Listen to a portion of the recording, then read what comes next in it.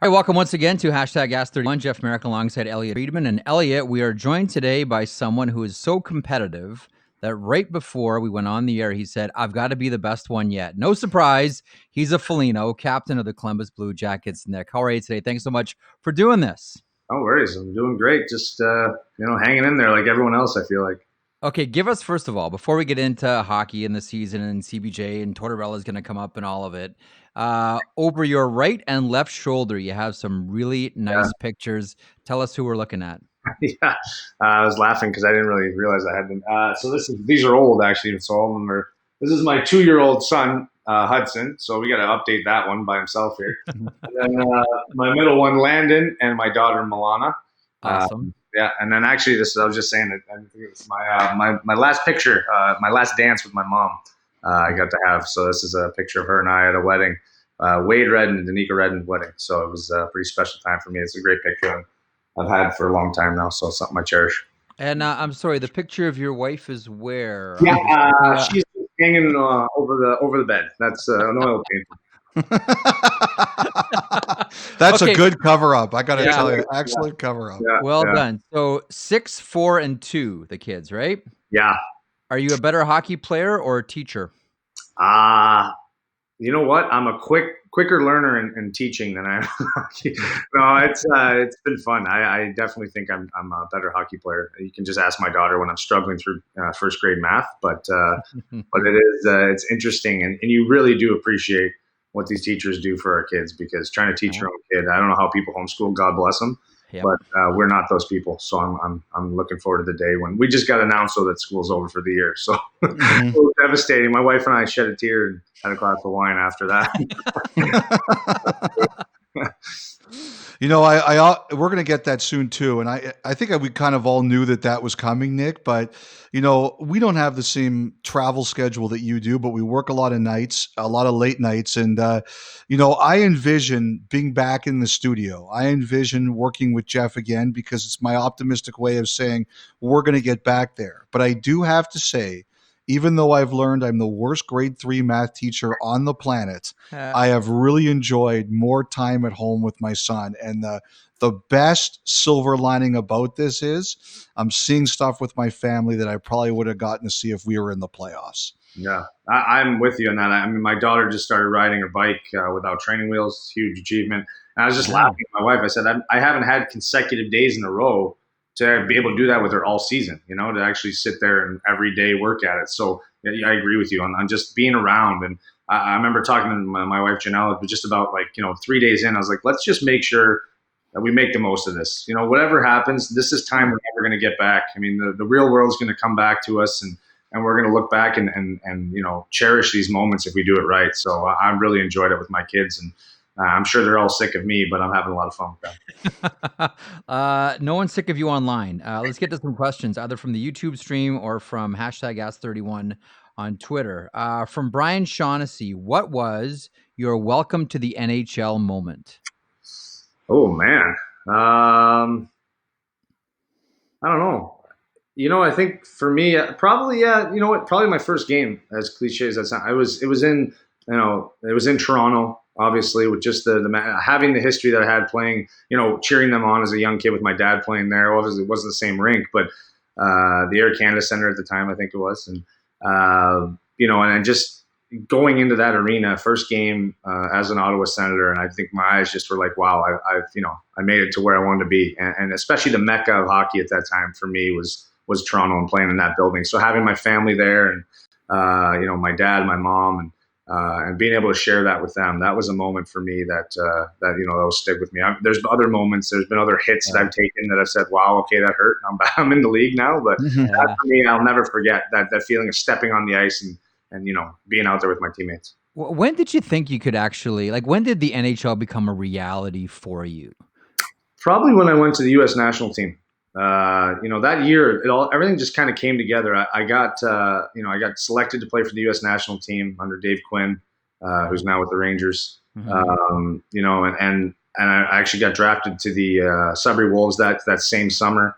And so just knowing that I was on their radar, and once you get out in that setting and with those great players that we had to play with, I was playing with Phil Kessel, Nathan Gerby, Jack Johnson, Jack Skilly, all these guys that were high picks. That was all my year. Peter Mueller was another high pick. And Wow. we had a great team. So to be in the mix of those guys and to start faring well and understanding that I was, of the same caliber as them, I really started to feel like, the NHL was a realistic dream, and I had to continue to work for it. And I think the OHL really prepared me for that, and I'm really happy I went that route. But I really think that's when it kind of sparked for me. Question here from Mark Vando. Who's tougher, you or Marcus? Not even a question. He's tougher looking. That's about it. So, yeah, you know what? I'll tell a story. When I was about 16, so he would have been 12. He's 4 years younger than me.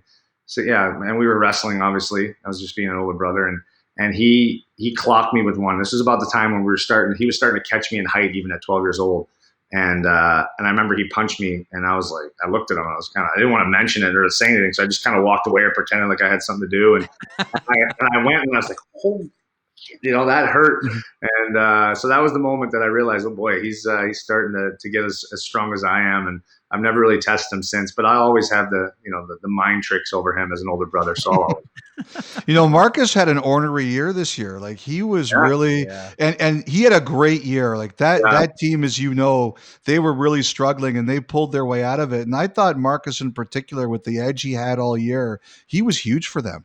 Yeah, I was really proud of him. I think that's the player that we all envisioned. He saw spurts of it, and I think a lot of it comes with opportunity, but also belief in yourself. And I think Marcus, realized that. I also, he had a little kid, got married in the past couple of years. I think that matures you as a player. I know it helped me a lot as a person, as a player. So I think Marcus, just took that other step, and you can see even the leadership aspect that you're probably talking about a little bit too with him. I noticed on his team, he kind of led the way in a lot of his play, and I was really proud of him. I thought he had it sucks that we haven't been able to finish it, because I would have liked to have seen how he finished the year. But I thought for majority of those nights he was one of their better players. Are you optimistic about the remainder of the season? I am. Like, the way the league's talking, and the fact that they've said, we're going to figure out any way possible to play. I mean, that opens the door to a lot of scenarios. And I want to play. I mean, everything we went through as a team, I want to finish this. I want to see where we match up, and getting some guys healthy now, and and having the story that we had with just the injuries and the way we banded together and the group that we had. It was such a fun time to come to the rink with this team. And so I want to see it finished, and obviously there's a lot that goes into it, the safety of everyone. And there's so much more that I'm so glad I'm not figuring out. If they tell me we're playing, I'll be ready to go. If not, then I'll just get ready for next season. But, I'd like to find a way to finish this one and see where we can go with it. Okay, question here from Jeff Feldman. Your dad had the best after goal celebration ever. What was the best advice that he gave you about playing in the NHL? He said, "Don't jump after goals, because your knees won't be able to hold up." I was like, I agree. I did it one time, and I was like, I don't know how this guy did it for over 300 goals, or for whatever he had. But yeah, I think I've probably said it a few times. My dad, just in the game of hockey, he just said, if you're good to the game will be good to you. And I think my dad's career spoke true to that. I think he was good to the game, and it treated us well as a family, and him as a player.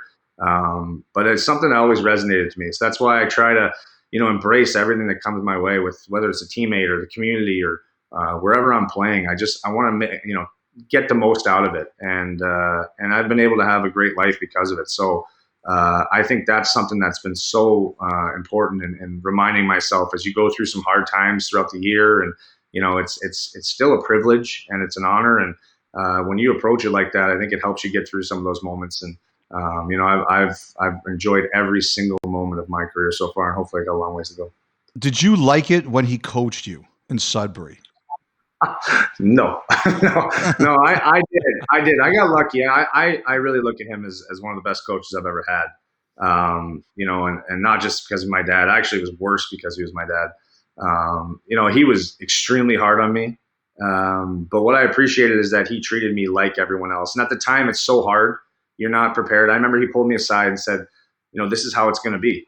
I have to. If you want the respect, he's not even doing it for him. He's like, I'm doing it for you. If you want the respect of your teammates, I have to treat you like everyone else. If I do anything different for you, first of all, he'll lose the team, and I'll have zero friends on that team. because they need to know that I'm going through it just the way they are.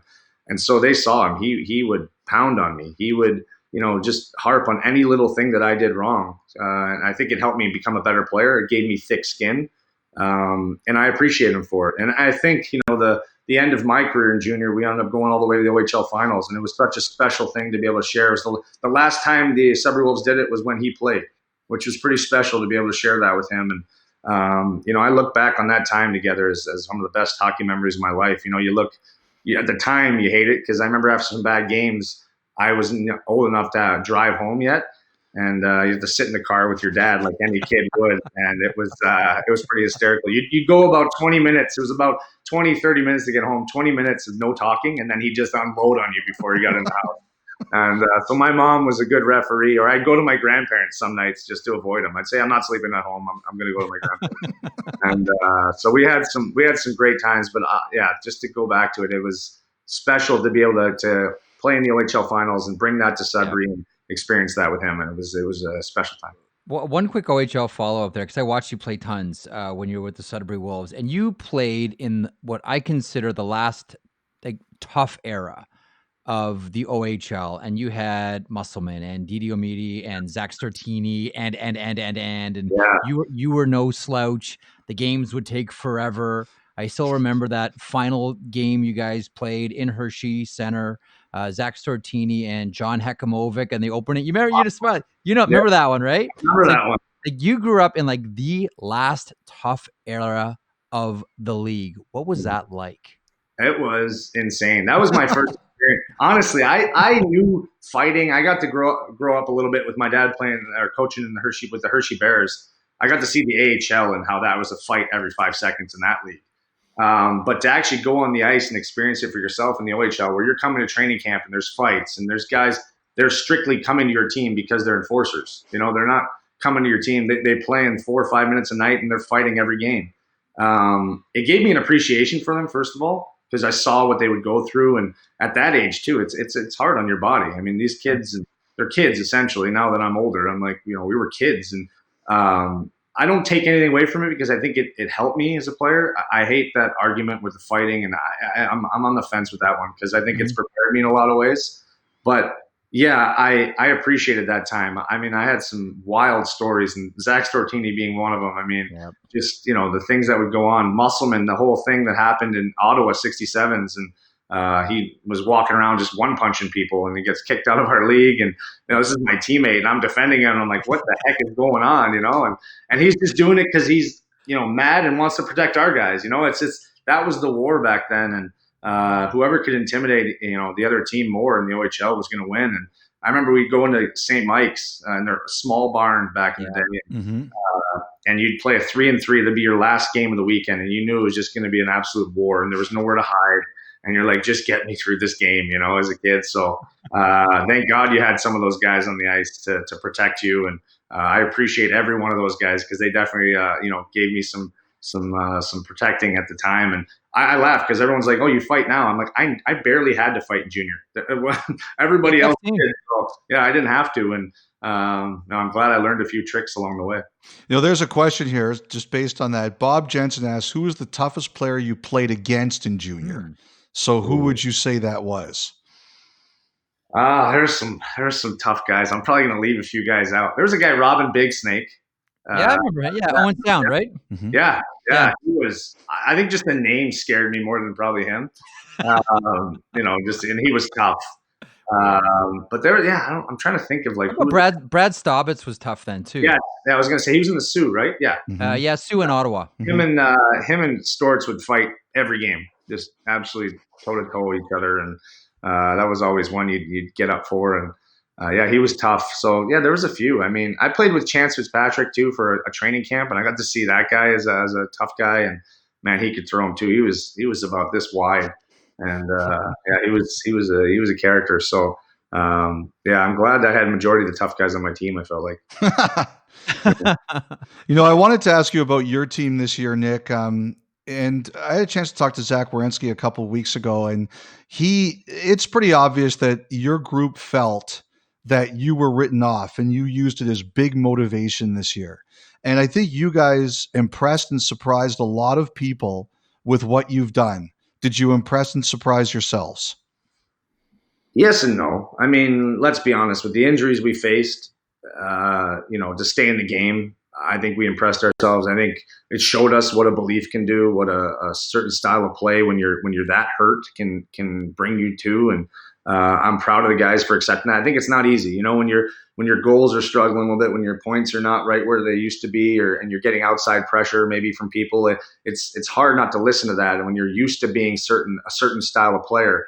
But for everybody, they kind of conformed to what was needed at the time, with all of our injuries. So I'm really proud of the guys in that regard, where we understood that this is how it's going to be if we're going to have success, and I think early on when we were healthy, there was a spurt where we were as good as anyone, it's just the way we were playing and the commitment that we had to have then. And then when we really started to get injured, that's when I was like, okay, where are we going to go with this? And it was so important that from our leadership on down, I'm talking torch down through me, through our other guys and through that. Anybody that was coming up knew how we were going to play, and you could see it. You had Gerby coming up playing really well, and Robinson, all these kids that were coming in, and even Mateau came up and played outstanding for us. And I mean, Foudy, Liam Foudy coming from junior and able to step in and help us. That's outstanding. So I give so much credit to those guys for coming in and helping us. But I think there was a lot of that was just our culture and saying, okay, this is how we have to play. You got to follow along if you want to be here. And every one of those guys embraced that. And I'm really proud of that. Yeah, because of all those injuries, we saw a lot of different faces on your team that we had to get to know really quickly, specifically if we were doing one of your games. And one of the guys that always jumped out for me, man, can this guy let go of a one-timer? Emil Bemstrom can fire a puck hard. Do you have a thought or two on him? Yeah, he is. I really enjoy him. I think there's so much more to get to, obviously, with him. But what I really like about him is he's actually a really tenacious player. He's not afraid of the dirty areas. If you watch him, he'll go in and hit. He'll go in first, and then he's got this absolute cannon. And I think for him, he's now learning. Okay, I don't have all the time in the world, so instead of waiting for that perfect shot, which is what I think a lot of players do.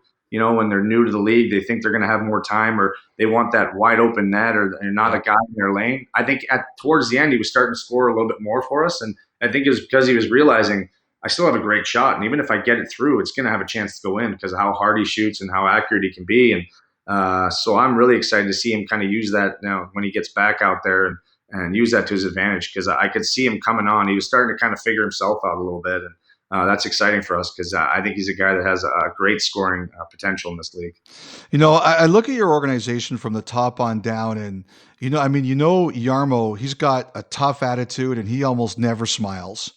And we all know Tortorella. He probably smiles a lot more than we realize. You've smiled about 6 times in this interview, setting the new Columbus record.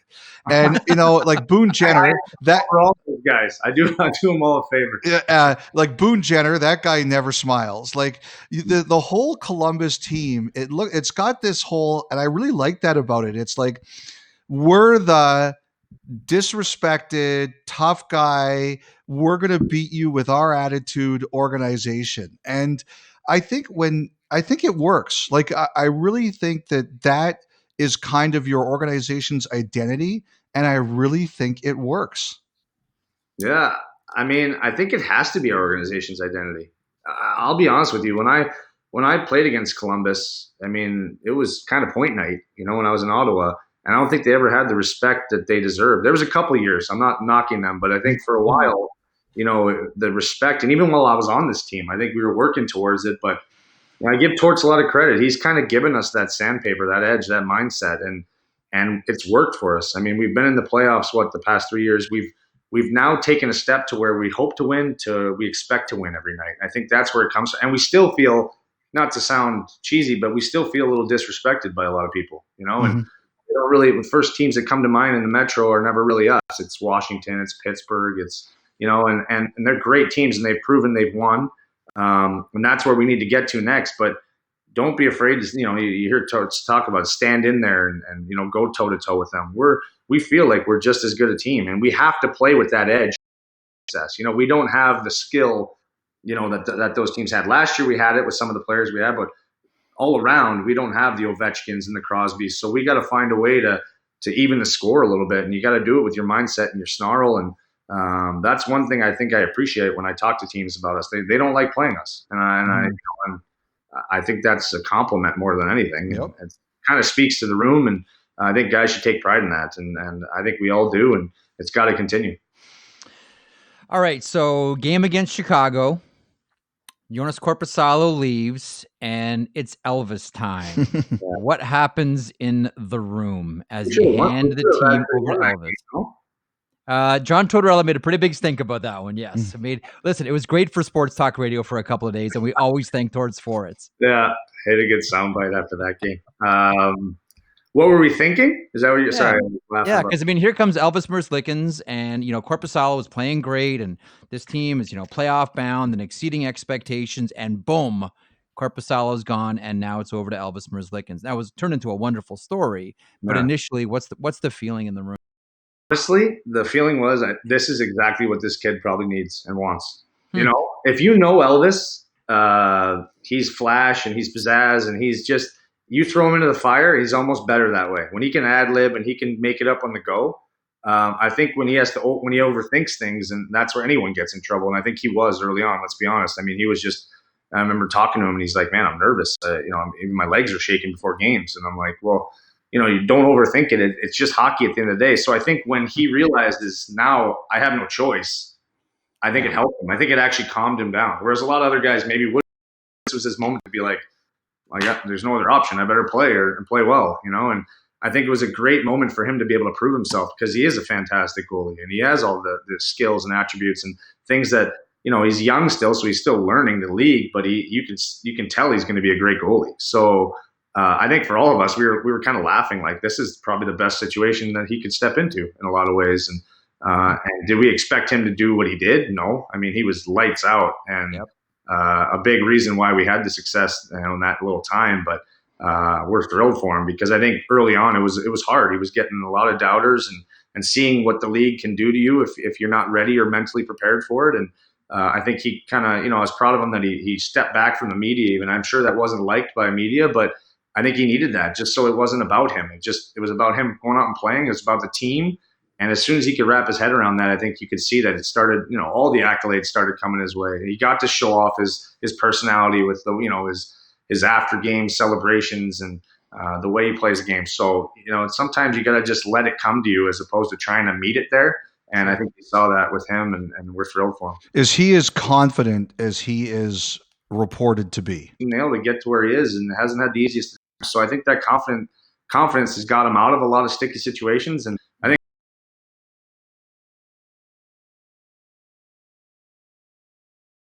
Corpy has that too in his own way. Corpy, his confidence is he's so calm, cool, and collected. Like you just don't. Nothing phases him. And yeah, there's been some moments where he's just emotional about letting in a goal, but I'd rather that than the guy you can't really read. Like I love that. A lot of times he doesn't even look like anything phases him. That to me is a confident thing too. By the way, did you tell Korpisalo that even though he signed his extension during all of this, he still owes all you guys a dinner? Oh, absolutely. The first thing we're all going to need free dinners. I'll tell you, your Blue Jackets were poised to become a really interesting team. The Thursday after Rudy Gobert tests positive, NBA shuts down, NHL follows. So Thursday, you guys were poised to play the first empty arena game. That was supposed to be against the Pittsburgh Penguins. And then, of course, everything happened, and we all are still in this situation. What were you guys prepared for that night? That was one of the weirdest days ever, honestly. Just because the news came down that we were going to play in front of an empty arena. It was a huge game for us, too. It was a 4-point game in Pittsburgh. I think I even heard our owner was going to come and sit down in the stands for the first time in his whole career because he's never able to go down there. So there's all these people that were, talking about all these what ifs and what's going to happen. And then, as the day goes on, I remember going in for the meeting, actually. That's what it was. We were supposed to have a meeting, get ready to play Pittsburgh. And Torts comes in. He's like, you guys all got to leave. We just got a call from the league. Everyone's got to go home. You're not allowed to be at the rink. And so from that point on, we were, getting ready, wrapping our heads around playing, going to do the video on them. And then it's boom, we're done. And that's literally the last time we've been in the rink. That moment was literally Torts saying, get out of here. Wow. and we'll let you know if we're going to play tonight. And then all of a sudden, all the news starts coming out a little bit later. League suspends, and it was surreal. So that's why I feel like it's just so much. Everyone, I'm sure, but it's just such a quick chop to the year for all of us, where we just all of a sudden we're done and no closure, no nothing. And thank God our team's done a great job of keeping everybody informed. But it was a weird feeling for sure. Question here from Alan Summers. As a player, how would you like the NHL to do the playoffs if we come back this season? Well, we're in, so I'd like to just jump right into playoffs. I don't know. That's a hard one. I gotta think there. I've heard the percentage, points percentage and all that stuff, but you could. I even heard there was an article I read that you can move the games back to 68, so everyone has already hit that number of games. Yep. But I gotta think there's going to be a plan at some point. I gotta think there's going to be some sort of expanded teams just to make it fair and right. I think it's unfair because why not move it back to 65 games when we could have been a team teeter-tottering every game in and out, right? So in order to make it fair, win and get in, do your job to get in. And I think that's the right way. That's my opinion. I doubt they'll listen to me, but I like your opinion. Yeah, I just think that first of all, I think that'd be a really cool thing for our league. It's never done it, a one game even, something that a lot of guys would, I think, enjoy. And we'll see where it goes, but I think that'd be the right way. Is make sure you're at least trying to allow as many teams that were close to get in and have a chance, and keep their fan base engaged too. This comes to us from Sam Lampert. Who was your favorite player growing up? Well, it was my dad, and then I got smart. He doesn't like that comment. No, it was always my dad when I was younger. Obviously when he retired, I remember 93, Doug Gilmour became the next favorite player. I was obsessed with him for a while. What Killer did in those playoffs, and just watching that firsthand, I was just, amazed like anyone. And then, who really got my attention, and I was lucky enough to kind of be around him a little bit, was Peter Forsberg. My dad was assistant coach in Colorado, and I just became obsessed with him. Just the way he played the game, how physical he was, how skilled he was, how he commanded the game every time he was on the ice. I remember just going to all the games at McNichols Sports Arena in Denver, and just watching him. I would watch the team, but I'd watch how he'd get off the ice. I always noticed one thing with Pete. He would hop the boards, and then he would always go in through the door, like little things. So when I would play, to get off he'd never hop the boards. He'd always just, which I realized after is a pretty common thing. But for me at the time, it was always so cool to hop the boards. So then I was like, well, that's not what Peter Forsberg does. So I got to go through the door every time, and all these stupid things. And that's what kids do. It's amazing the things you would pick up from him, and how he'd use his body to shield off of players, or reverse check. He was one of the first guys I ever saw do that. The reverse check. I thought that was amazing. I tried to do it to a guy bigger than me one time. He almost killed me. Who was that? Do you remember?